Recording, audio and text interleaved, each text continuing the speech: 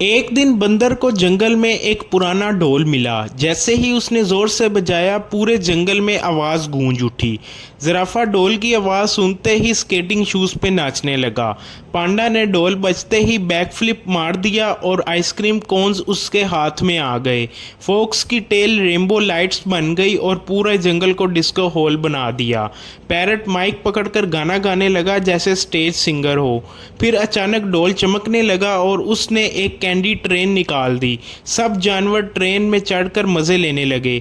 Train कैमरे की तरफ हिलकर बोली, और राइड चाहिए तो लाइक और सब्सक्राइब करना ना भूलना।